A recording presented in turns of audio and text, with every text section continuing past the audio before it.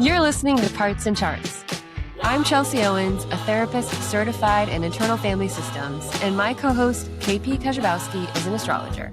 We're testing the theory that IFS and astrology are mapping the same inner territory. Every episode, we put that to the test. Glad you're here. Hi, everyone.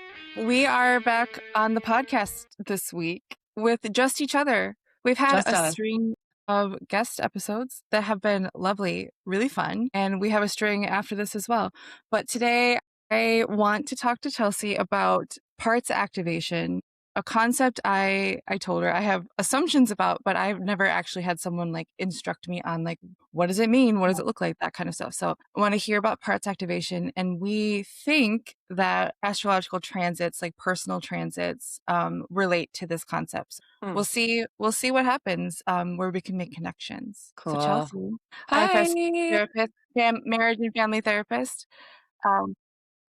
What do you like? How would you explain to me about parts activation? Is it a term that you've like seen in places on the internet, or like do you feel like do people talk about that term? Like I'm just curious kind of how you heard this term parts activation. Or I've heard it from you.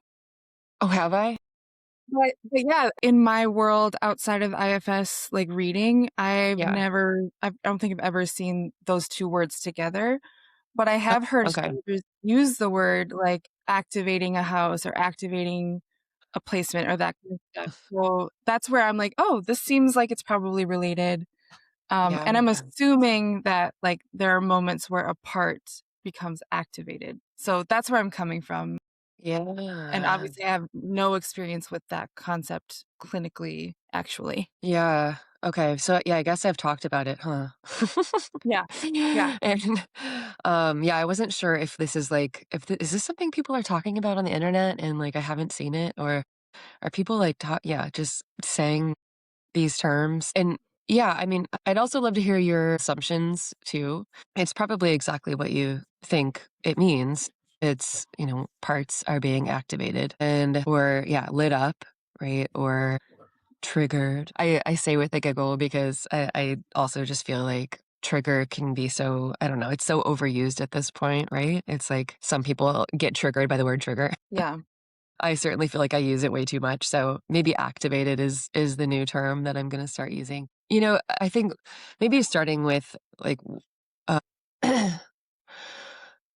we can have like our kind of normal, every day. I want to maybe not normal, but like how we're moving throughout the day, when we're not feeling activated. You're just kind of grounded, um, restful self, going throughout your day. Maybe there aren't a lot of parts that are at play, or maybe there's parts at play that are maybe not dominating your experience of the day, right? So you're just it's kind of your maybe baseline or status quo, right? Where you're just kind of flowing, existing, nothing's really up. Maybe you're grounded, curious, present, whatever, all of those things. And then something can happen throughout your day that shifts the energy, right? So I don't know what, that could look like a lot of things for a lot of different people, depending on your parts and what they're carrying. So like a sudden shift, right? A sudden shift in mood.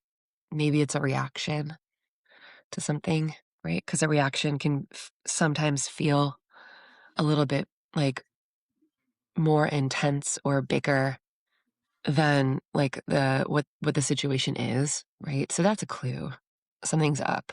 Something's being activated. Or a pattern, like maybe a familiar pattern comes up again or is triggered. Maybe you're familiar, maybe it's familiar, maybe you've worked with it before, maybe not. But if it's something that's consistent, that could be activated. Physical sensations can also be a clue because parts live in the body and they can get our attention that way. A stomach ache, or like, not just a stomach ache, but like something maybe a little bit more intense. Or like, and not just like, oh, I ate something bad and now I have to go to the bathroom, but like stomach ache that feels like, oh, it's not like something I ate like it's persistent, you know, or it's this deep ache that is making me feel queasy, or it's triggering some anxiety or chest palpitations or tightness or heaviness, maybe even like, you know, strong sensations in the head, throat tightening or clenching, or like you can't really get words out. What else? Like really strong urges, like if you're being called to like take action on something, but it feels really urgent. Like, oh, I have to do that. Like a kind of a fight or flight response, or flee, or controlling. Maybe a feeling of a part really like flooding you, like really taking over. So all of those things, like we in IFS, we would also say that could be blending. So when a part is really activated, and even kind of taking over the whole system at that moment, we'd say like you're really blended with that, or is that is that part really blended with you? So when a part's really blended, it's really, really close. Like you don't really have a lot of separation or perspective on what that part is, or who that part is, or maybe even the ability to see it, like see it being activated, because it's just so close, and it's really needing something. It's needing to express itself, or needing to get its needs met, needs you to pay attention to it, needs other people to pay attention to it. So there's nothing wrong with that. It just happens. And I think, again, it's hard to really say like what exactly is being activated because it's so different for all of us. But I could guess that a part of the activation and a part of why parts get so activated is that something maybe a little bit more hidden in the system is being activated as well, right? Like sometimes protector parts get really activated because they're so afraid of a younger, vulnerable, exiled part being activated, or feeling whatever they don't want that part to feel, right? So if it's like Yeah. shame, let's say, they're going to do everything so that that exiled part doesn't feel shame. And so whatever, you know, some of those vulnerable parts are carrying, whatever burdens or wounds they're carrying that haven't been healed yet, that is maybe another source of the activation, but it kind of looks like the more surface level part is being activated. Yeah. Any Okay. questions? Questions? Yes. Which one do I ask first? It's just making me think of like whether you're conscious of something, all parts of you are responding to your life. So then there's parts of you who are noticing other things happening in your life that they might become activated by. And then you're like, wait, why am I suddenly like anxious, or why am I suddenly all these things? Like it feels sudden because it is a part of us that we're not fully conscious of yet. And then the body makes it felt or conscious. That's kind of how I'm taking this. Mm. So the body is like a great helper for us to listen to our parts at Yeah. first. At first Yeah, and last. definitely. Yeah, definitely. And I, you know, yeah, I don't know about conscious or unconscious. Like that really depends on the person. Yeah. 'Cause I feel like I'm somewhat conscious of like my activation, or what feels when I feel activated. You know, the more you pay attention to this stuff, the more, yeah, the more that you're just gonna like quickly be able to recognize that stuff that feels activating, or what activates you and when you're Yeah. blended. So the more you do this work, like the more that you're really gonna know. It's gonna be conscious, I think, when Yeah. you're like, oh, part's speaking right now. Like, yeah, that part's saying this. And that's okay too. You know, it's like neither is right or wrong or bad or good. Yeah. But I think it's cool to be aware of it, and be aware when like, oh, that definitely is a part speaking right now.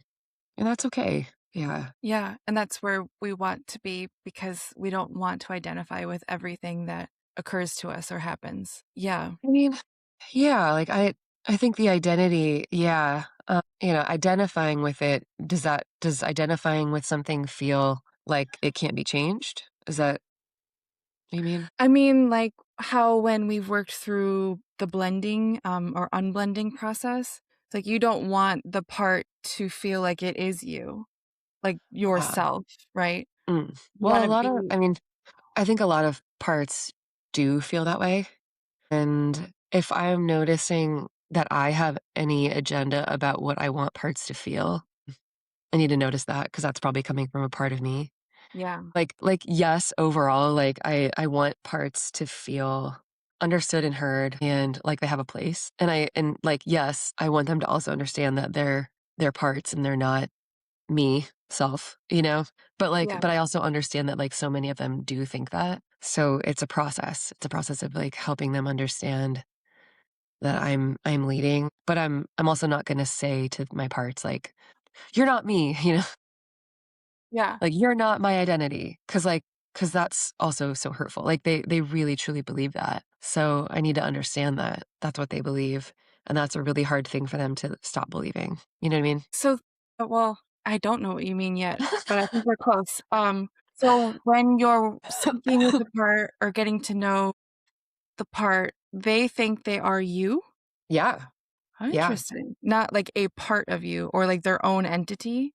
Yeah, I mean, I think parts could definitely know their parts. Like, when you ask them, like, "Are you a part?" They're like, "Yeah." But most parts, yeah, they so truly believe, like, they are self. Not all the time, but, like, there's definitely lots of parts, especially parts that are a little bit more self-like. They really truly believe, like, "Oh, no, I am you. I am Chelsea." So Interesting.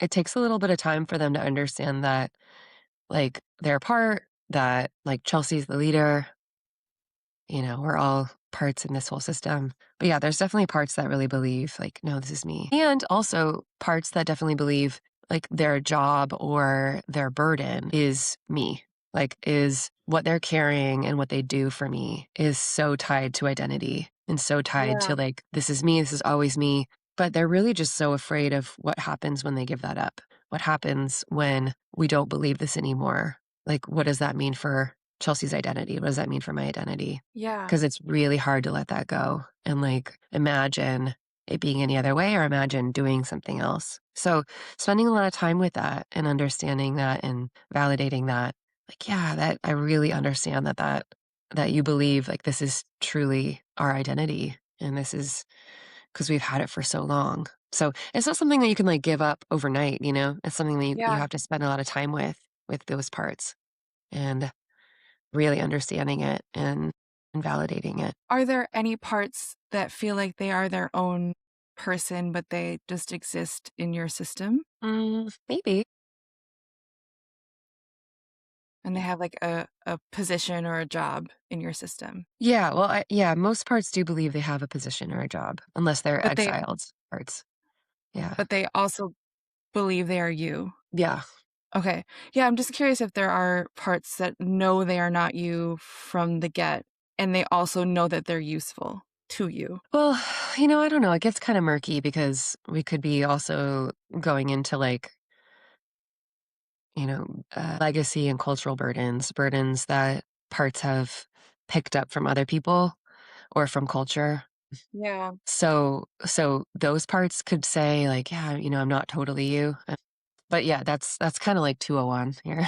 Oh, okay. I don't wanna get too off course. I mean, that's like its own Yeah. episode. Okay. Okay. Yeah, they definitely could say, like, "Yeah, I'm not you." But I've never really heard parts say, like, "No, I'm not you." And that also could get into some, like, this is also, like, maybe this is 301, but unattached burdens, which is kind of another, like, maybe new-ish kind of tangent, topic in the IFS world about, yeah, I don't wanna get into it too much because it's, like, it's its own thing, but they're, like, not really parts. They're kind of like entities that can come in and, yeah, it's a whole thing.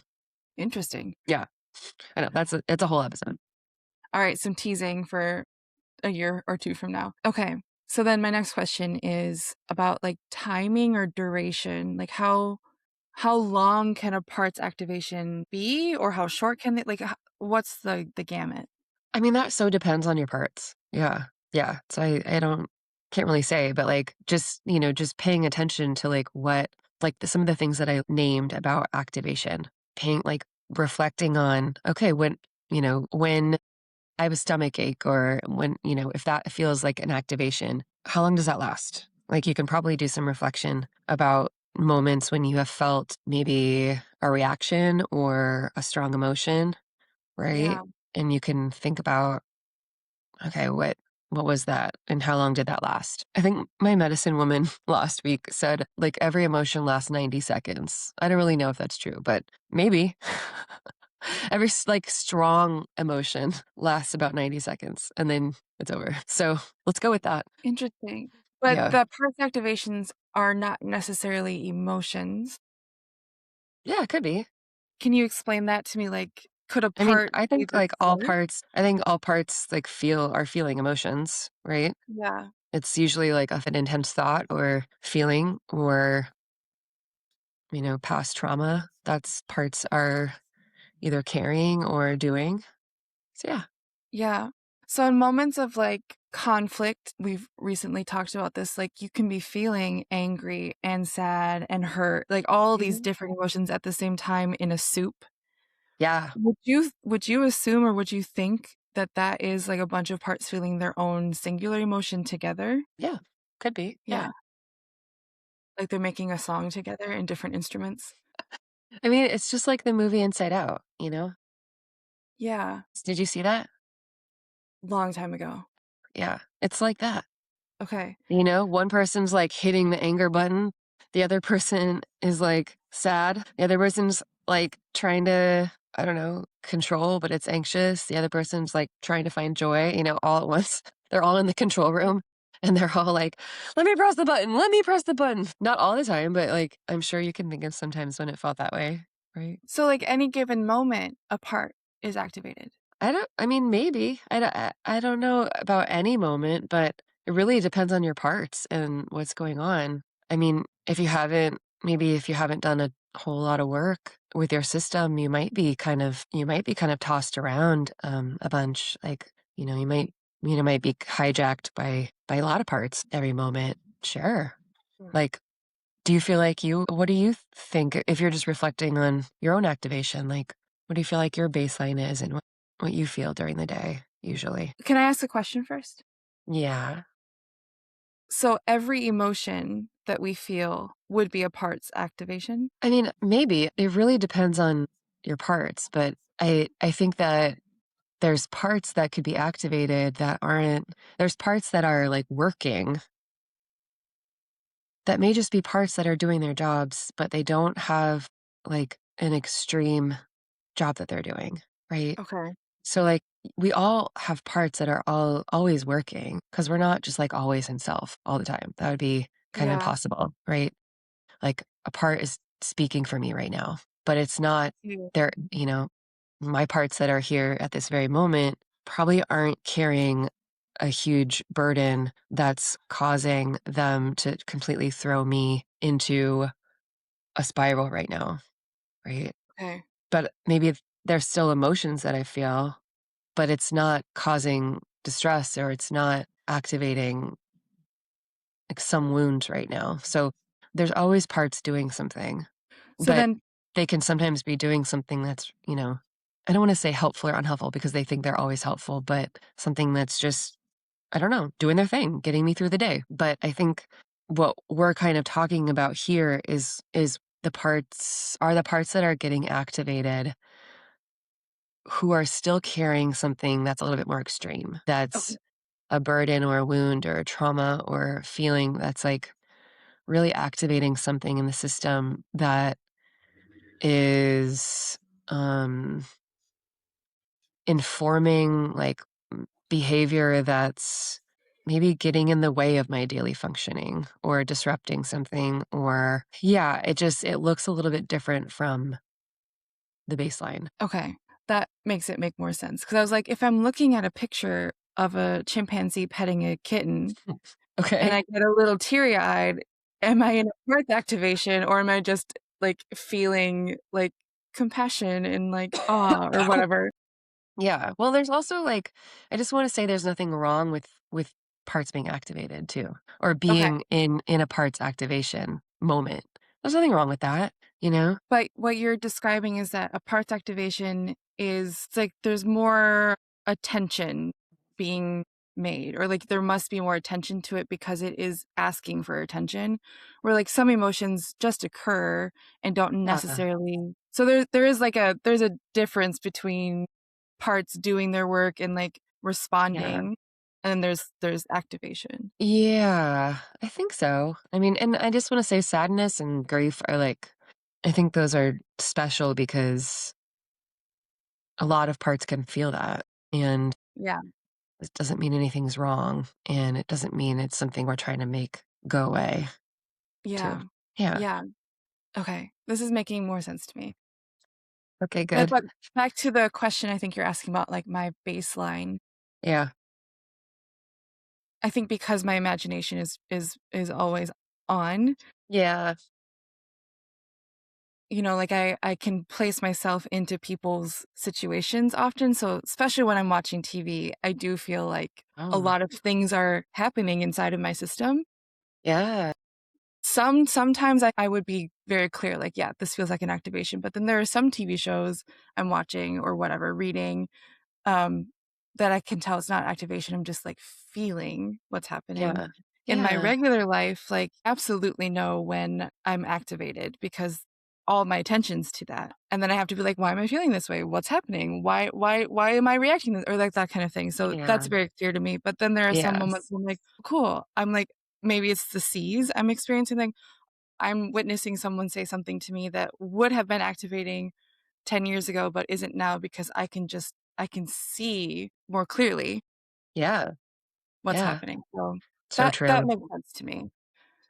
Yeah. Yeah. Yeah, totally. Yeah, when you're experiencing a lot of those C qualities and that, like, really strong self energy, like, you know that feeling, you know that essence, and when you're not feeling that, like, yeah, I'd hope that you'd have some awareness of, like of what that feels like too, and there's nothing wrong with that. Yeah. It's just the awareness of, like, like, when you're in a group of people or when you're, talking with your colleagues or your coworkers and you say something, like, maybe a little inflammatory, and maybe it's really just and it's, like, correct, but, like, there's an energy to it. It's like, Yeah. that's coming from a part, I think just, like, having more awareness, you don't even have to say that out loud. Sometimes I'll just notice when I'm sitting with people and something kind of, I don't know, extreme comes out of my mouth or like something a little bit, and I know it's like I know I'm doing that. Yeah. I can hear myself doing it. I can hear the parts there. And I get my tells inside my body and I'm like, okay, that part just said that. And it's not something that like I need to necessarily stop, or maybe there's a moment when I do, or I need to like rein it in a little bit. Like, okay, I'm some parts are like kind of taking over right now. Like I need to like take a breath and like reflect for a second, like what's going on for me. So just having that internal awareness when you're with people, I think is really cool. Yeah. This is making me think of, like, I think when there's a prolonged conflict or prolonged issue in my life, it's not that I have a part that's activated for 10 days straight, but that Yeah. part is in the forefront, and then whenever I'm thinking about that conflict or that issue, the part is, like, ready to, like, be activated again, like, for a few minutes at a time. Yeah. Um, so Yeah. that I'm really curious about duration because I'm an astrologer. Yeah, you are. And also, like, as close friends, I think we both witness each other's self energy and parts energy when we're talking about, like, seasons of issues that, like, I'll make it about myself, like, there's been, like, a 9-month long issue in my life that you've been present for, and I think, like, it's Were you pregnant? I'm just kidding. Are you having a baby and I didn't know it? Just kidding.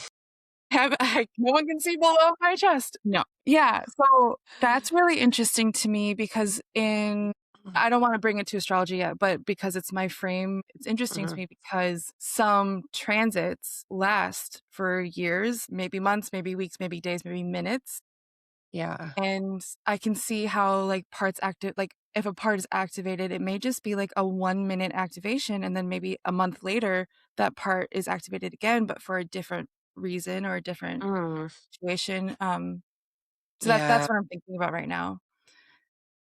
And I can tell that there have been moments in my life where that, like, very defensive, protective part about, like, my self-worth or whatever is a pretty consistent activated part for a Mhm. month, because I'm in a situation that calls for that. So, Yeah, that's where I'm going to right now in my head. So true. Yeah. Or like Mhm. maybe 6 months prior, it wasn't even on my mind or in my body that was a concern of mine. Yeah. I really appreciate your um data-driven brain and parts. Your and I I would love to have more data about, like, I wish we could track, like, transits. I need a visual, Yeah. and then, like, what parts are activated within. I wish we had, like, so much data about this. Maybe we can work on that. Yeah, and also, like, Maybe we had an app that would be super helpful. I feel like the human mind has to evolve into the 5D in order to do that because, like, okay, so you have your parts and maybe you're not aware of them yet, and then you start working with your parts and you become more aware and there's more spaciousness. And then you need to record what's happening against the astrology. It's just like it's I so many know. layers of data We that need I I think know. We need a I would good say. tracking system. Yeah. Yeah. But I just yeah, Yeah. let's I so maybe we should go into transits or, like, yeah, what transits are, because 'cause I'm thinking of parts and even, like, clusters of parts visually, like, in our house, in each house, like, on our chart, in each house or houses, and either they're moving around to different houses at different times or different places on the chart, or they're staying in one place. But planets are like visitors, arriving at the door of each house, being like, "Hey, knock, knock, knock, I'm here." Yeah. And sometimes they're welcome, and sometimes parts are triggered by those visitors. We need more TP this month that Mars is here or something like that. Yeah. Or like, make sure Right? you shut the water off. Right? Yeah. So, you know, eh, I'd also love to talk about the transits that are, maybe a little bit more like the inner planets, like Venus, Mars, Mercury. I don't know. Maybe we'll throw Yeah. the moon in there. Um, and how those closer ones can affect us and our parts. And maybe, well, I'm wondering, here's my theory, if those cause more like daily life interruptions or like small t traumas, like this email this person sent me really set me off for like 5 minutes and then I'm over it. Yeah. But then do the outer planets like Uranus and Neptune, like Pluto, like whoever else, I don't know where Jupiter sits. We'll figure that out. But do those like maybe longer transits have more like deep activation? Like maybe you're spending a whole year like working on this exile that's feeling so much shame, or you know what I mean, like, so those maybe have a different yeah, maybe frequency or depth to them in terms of what's being activated. Those are my theories, not even theories, those are my hypotheses and questions. Okay. Love it. Let's start with the foundational knowledge. I forgot Saturn. Oh my god, I'm sorry, Saturn. My babe. Um, I don't know where okay, he falls so into this. Sorry to interrupt. he's yeah, so I think Jupiter and Saturn are outer planets, but Yeah, technically outer planets, well, I don't know if this is techno, but outer planets are the ones that we cannot see with the naked eye, and it's Jupiter and Saturn that are like at the edge. uh, Saturn's at the actual edge. Like if Saturn were just a little bit further away, we couldn't see Saturn. edge lord. Edge, yeah, yeah. Okay. The moment you're born, the, the planets don't stop moving. They are always moving and they're always predictable. We can tell where a planet's going to be at any given moment in the past and the future, because we know their pace and all that stuff. It's pretty incredible to me conceptually to like be able to say 83,000 years from now, I know where Venus is going to be because of the math.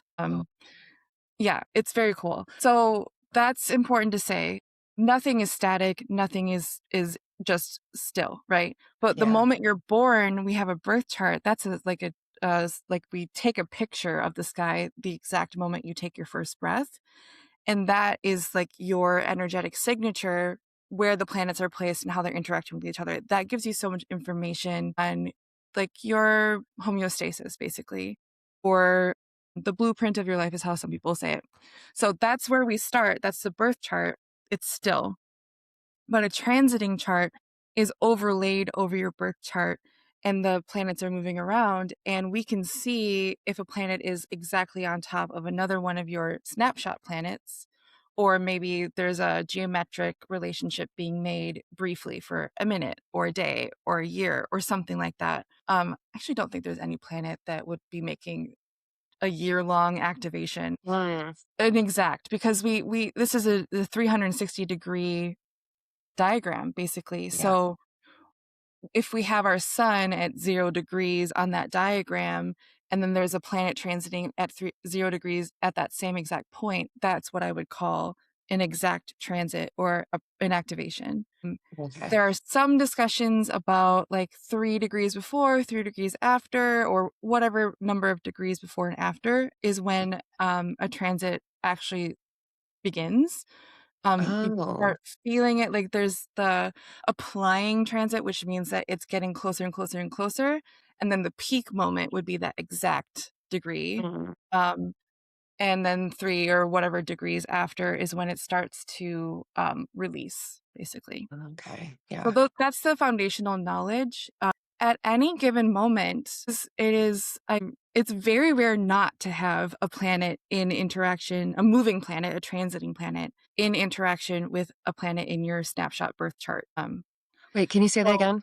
I want to make sure I get that. So every single moment of your life, basically, there might be some moments where this is not true, but it's so rare that a planet would not be activating a planet in your birth chart in some way. Okay.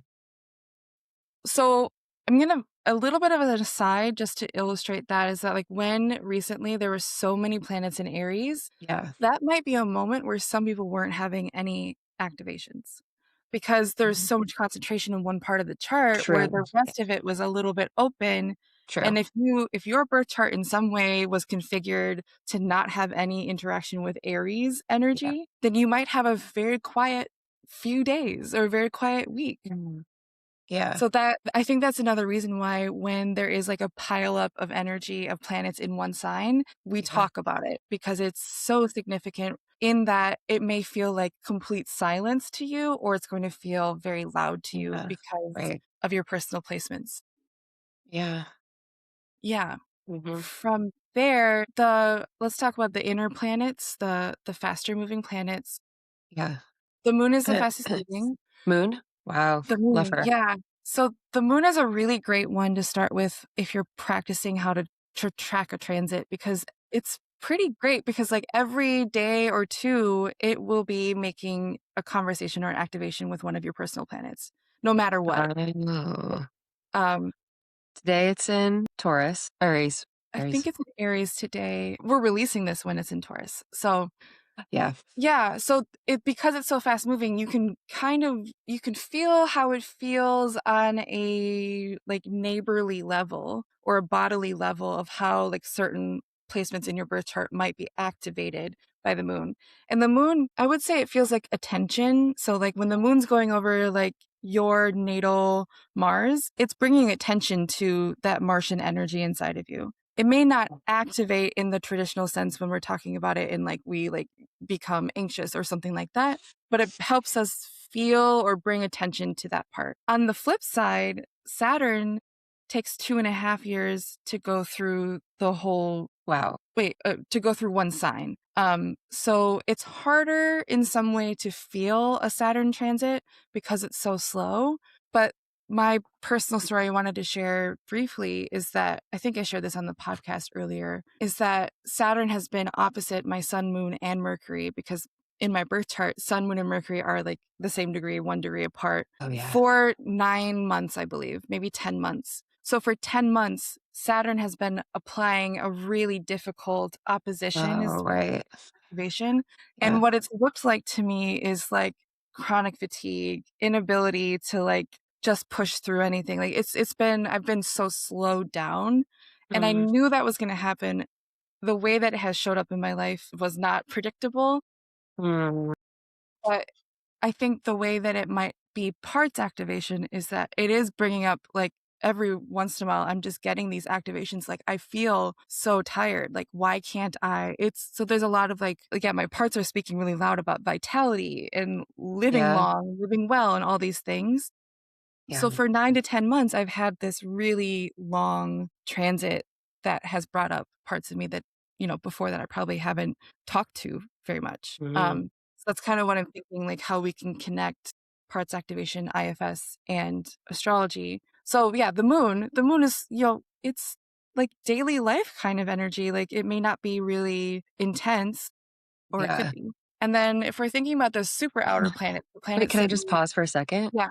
So I Mhm. wanted to go back to Saturn really quick, um, to understand this because I think even though you're kind of putting Saturn in a category that's it could be both, right? It could be outer, inner, whatever. But no matter what, even if it's kind of far away from us, it feels like it's really strong, right? Yeah. It feels really potent for our charts and for transits, right? Because it has the energy of like you said, slowing things down and making you kind of take a deeper look at something. Is that right? Yeah. Yeah. And I'm trying to love Saturn, I'll tell you what, but it's kinda hard for me because it slows me down. So, I wonder if Saturn particularly activates, like, your manager parts. Like, does it you think it's probably it's activating, like, like, control parts or critic parts or achievers or, like, perfectionists maybe, parts who try to get it right or, like, want you to I don't know, like, or is it activating parts that, like, want to work really hard, but can overdo it? Or yeah, or being hard on yourself or not being hard enough on yourself.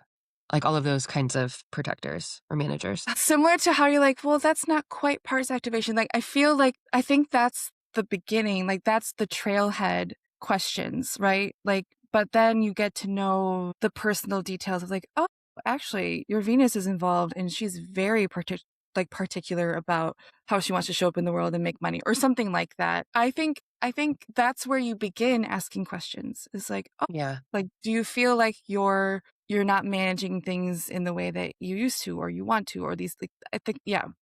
But I don't think we can assume that is the experience of a long, hard Saturn transit, because a long, hard Saturn transit, like, can be completely different for some people. Like, it can feel Because of where really it's at in weird. your chart and who else And is also there. who you are. Like, Yeah. if, if someone had my exact same birth chart, exact same rising sign, and so everything's the same, but they have a completely different life or completely different set of goals. Mm. This may not have looked like a loss of vitality for them. It may have Oh, looked like it could look like something really great for them, like giving them the access to this resolve that they needed to get something into the world or something like that. yeah. But because of who I am and how I grew up, and I think this is where IFS is really cool to work Yeah. with alongside of astrology, is Yeah. like, I don't think I have issues with shipping things, publishing things. You're a shipping magnet. I meant that as like a videographer, but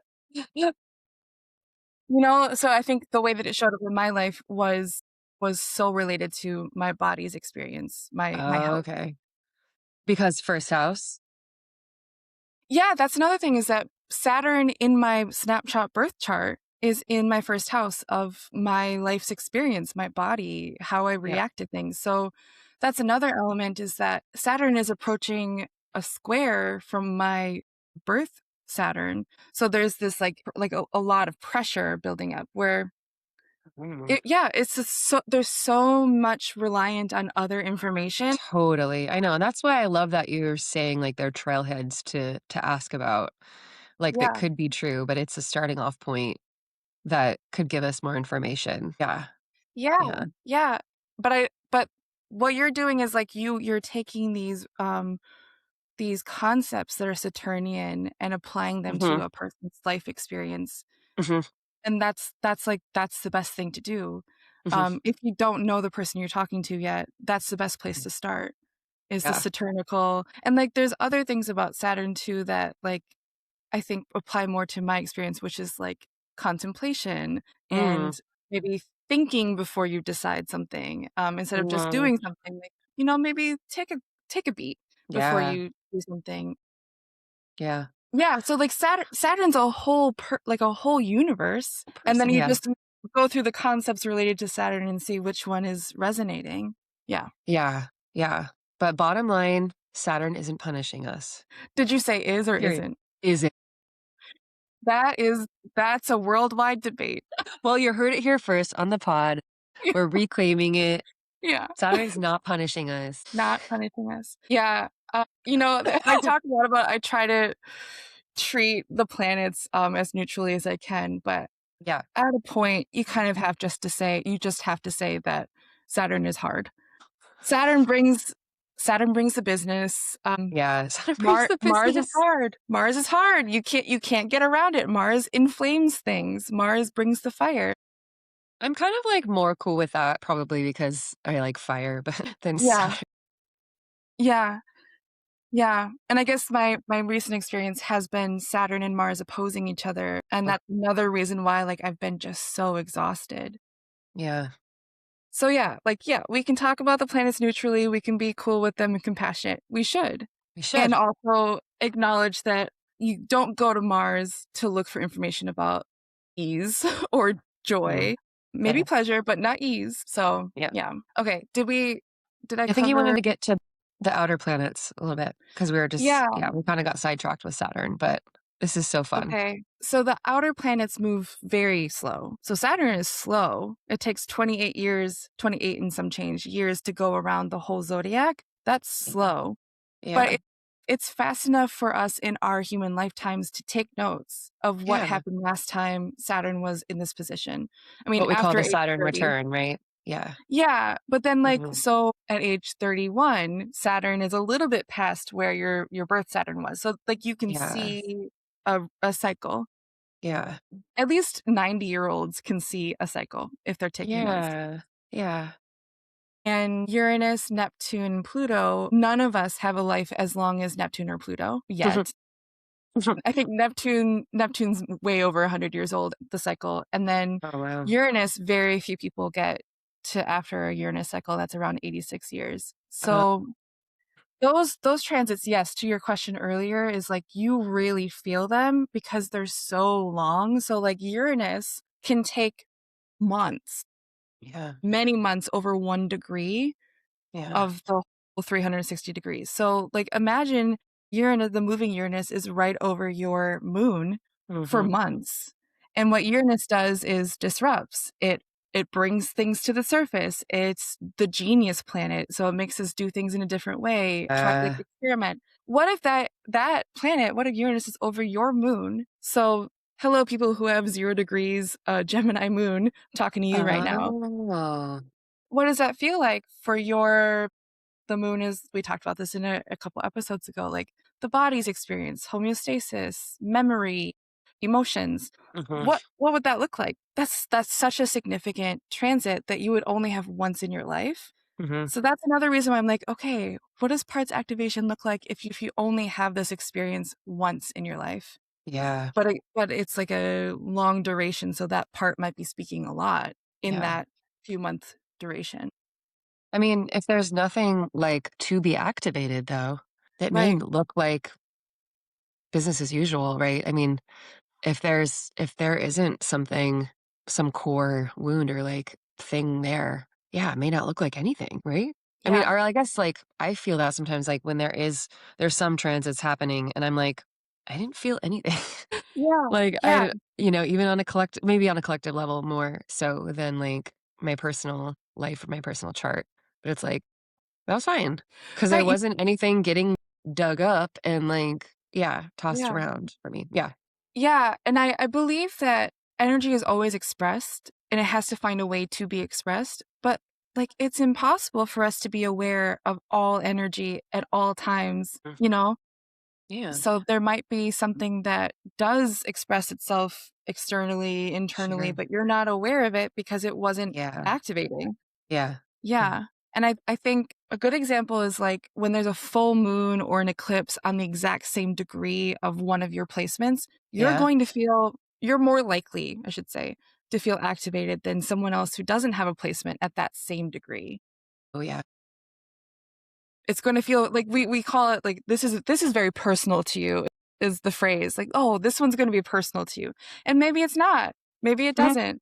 Because maybe you've already worked through that kind of activating pattern and Right. you know that it goes into your painting. You know that it goes into your swimming or whatever. Mhm. Mhm. Yeah.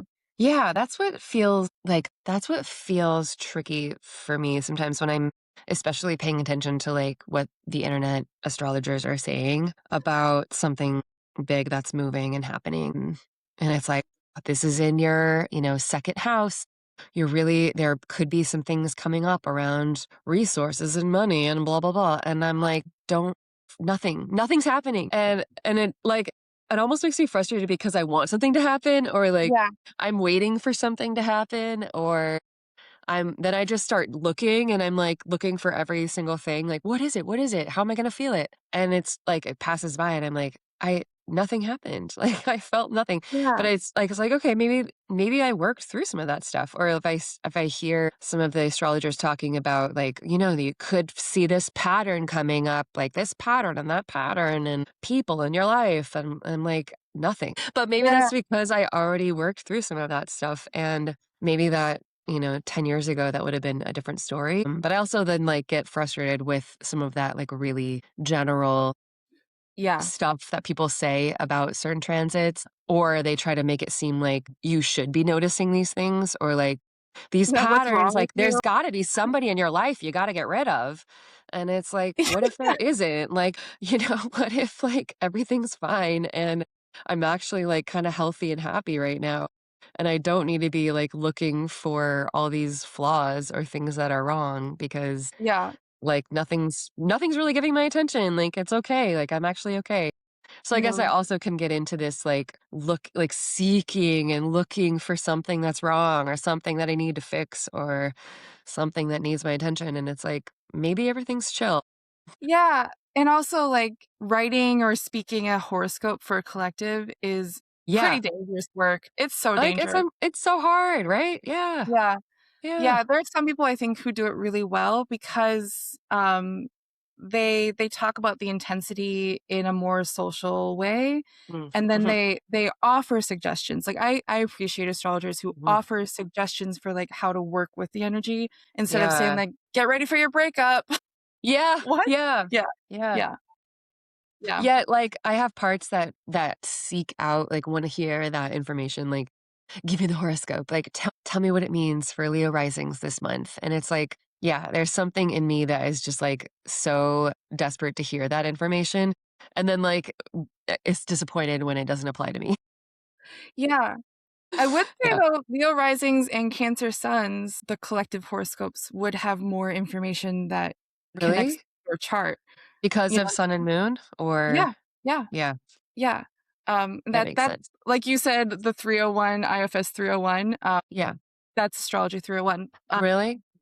Yeah, because like my chart ruler is so slow moving, like there's no way you can know where Totally. Saturn is in my chart, and I know that he's the most important Yeah. to my life experience. So, like, why are you Oh. talking about that? Like, no.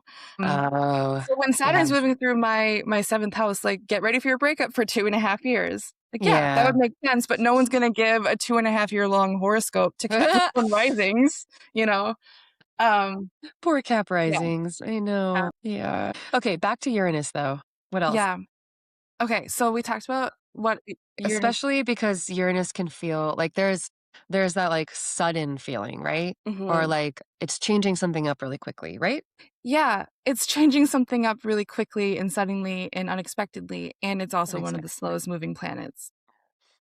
So silly. Yeah. It is silly. There's another element to the outer planets. I don't like to talk about them too much because we don't have as much data and observation about them because we Yeah. just found out about them. Like, Mm. I don't even know how long Like ago. Yeah, we like in my dad's lifetime, I think we found out about In your Pluto. dad. Not in my lifetime, but so that's another thing is like we have some information. We can do some educated guessing, but we don't have nearly as much information about Venus and how she affects like how she works in transits, right? So that's another Yeah. reason why like working with inner planets is more interesting to me. Also, Yeah. as like an artist and a maker, like I like to work with the inner planets as like assuming that they're going to activate a part in me. Like when Venus is going over my birth chart Venus, I like to like focus on my creativity for that week, month, or however long I want to look at that transit. And the moon, like I know when the moon is inside of a house, I'm going to have to nap because I know that I've tracked it. That part of my chart, when the moon goes through it, is activated and it becomes really overstimulated. So I need more rest, that kind of stuff. But that's an intimacy thing that I don't think we're talking about right now. And also it's making more interested in parts activation because when a certain part is activated by a similar thing, it might be interesting to track that so that you can work more intimately with that part and be like, oh, I noticed last time a couple months ago, you also were talking about this. Is there something that you want to share that connects these two thoughts or events or feelings? Which is how I view like when the moon goes over my Mars or whatever. It's like, oh, last time it kind of looked like this. Do you think there's something related to that? Maybe? Mhm. Yeah. Mhm.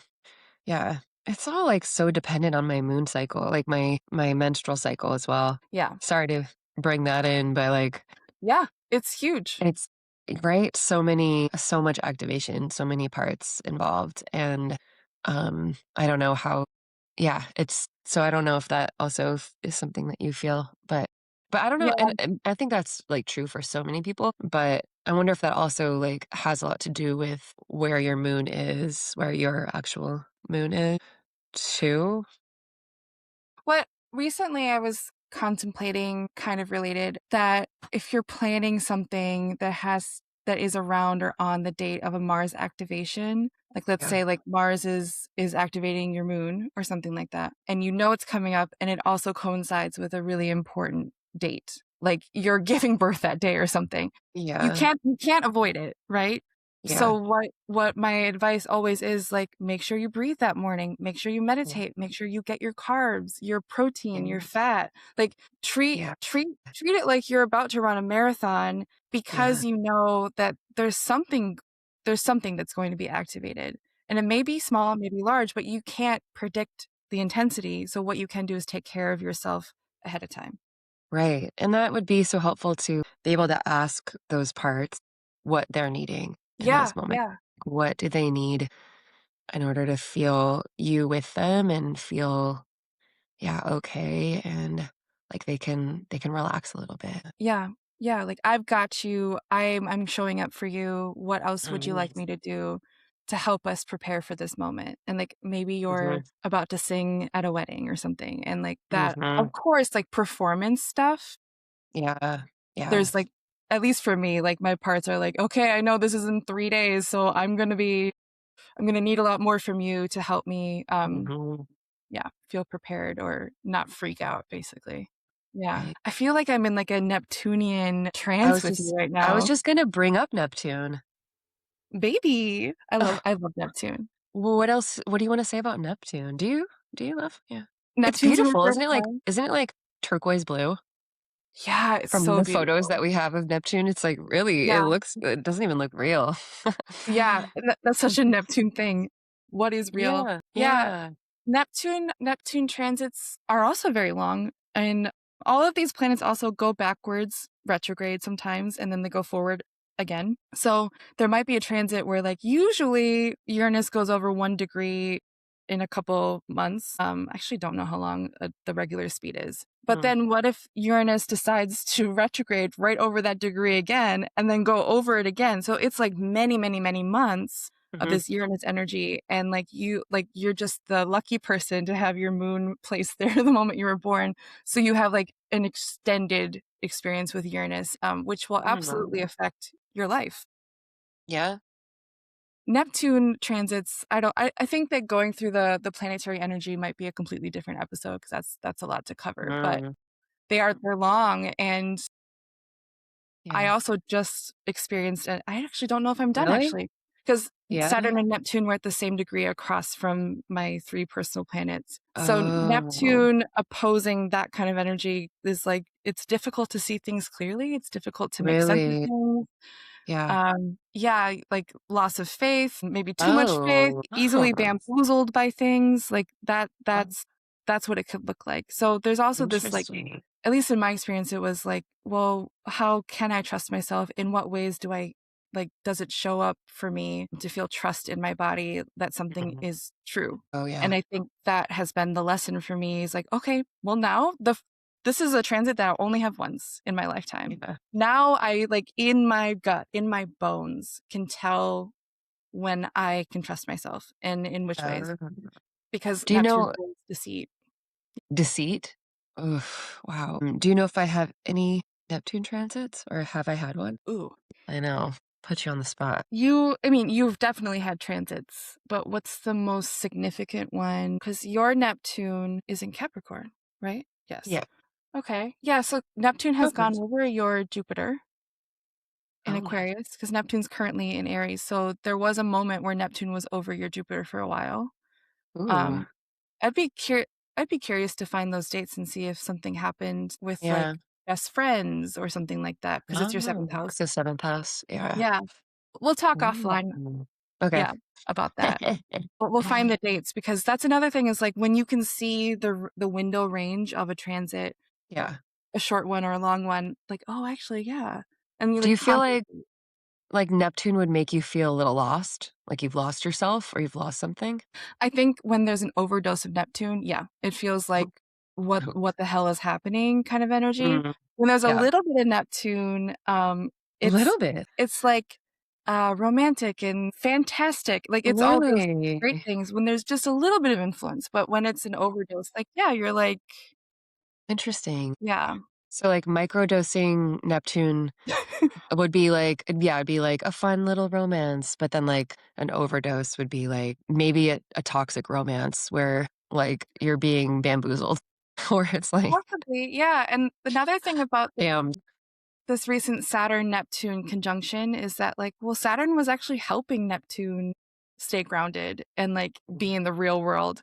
And then Neptune was kind of helping Saturn not take things so seriously and like Mm, enjoy enjoy the pleasures of life and like listen to music and stuff mhm. like that. So there was like a cool supportive thing there. There's definitely not some supportive stuff if we're thinking about the world. But Yeah, it's dang it. so if there is a Neptune activation, it really is helpful to have another planet involved to help with the Uh, edges of that or, like balance it out. Yeah. yeah. And I think that's true for all the outer planets. It's like because they are so close, so immense, it's nice to have the closer to us planets, the more personal planets to help us interact with them. Interesting. But that's a whole other thing because like we're talking about single activations or transits, but yeah. Do you think we should leave it there? Because that's a lot. Yeah. Anything else that you feel like you need to say? Does that Yeah. feel let's just check in with So our parts. there's the like element of like, oh, this is going over my head. Yeah. This is like Is it? astrology. No, no, like I'm concerned that someone listening is like, this is like Oh, too much. If that's I this makes sense to we me we can because let them have their own feelings, yes, and we don't have to take care of it. transits are like, it's a whole task, it's a whole way of thinking. And if you want to start like practicing tracking transits and listening to them, I do encourage you to start with the moon or Jupiter. Yeah. Jupiter is a really great one because Jupiter does a whole year in one sign. Okay. Yeah. So it's kind of nice to be like, oh, Jupiter's can be good stuff, like Yeah. expansion. So I would choose those two planets to do first when you're tracking them. I'd say, gosh, we should really do an episode about tracking the moon. LOL. That's next week. Wink.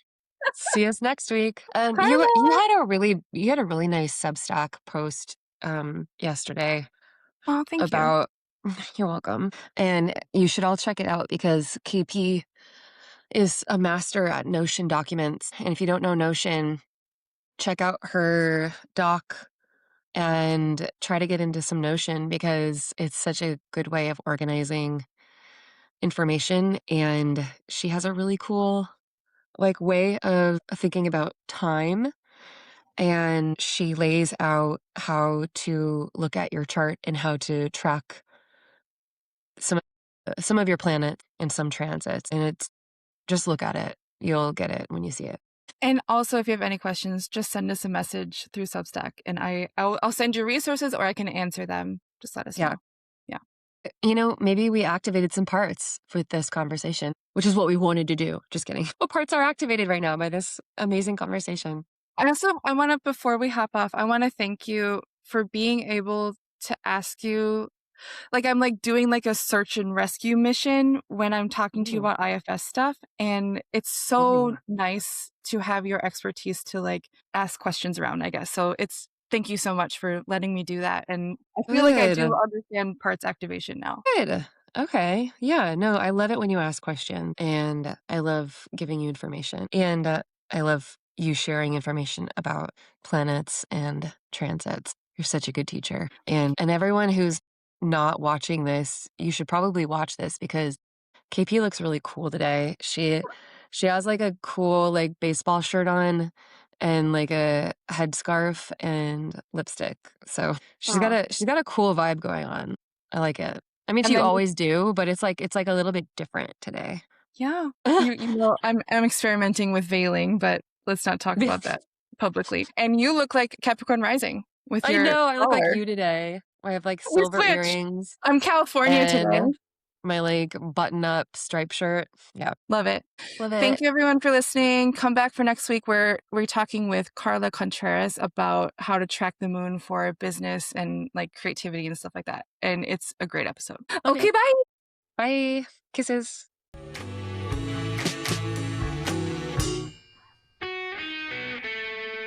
Thank you for joining us for Parts and Charts, the IFS and Astrology podcast. If something sparked insight or resonated with you, we'd love to hear from you. No, really, we're here to make friends. Reach out to us. Leave a comment, subscribe, and if you feel called, share this episode with someone you care about. Or, if you want to work with us one-on-one and go deeper with this work, check the link in the show notes for how to find us. Until next time, may all of you feel a part of the family.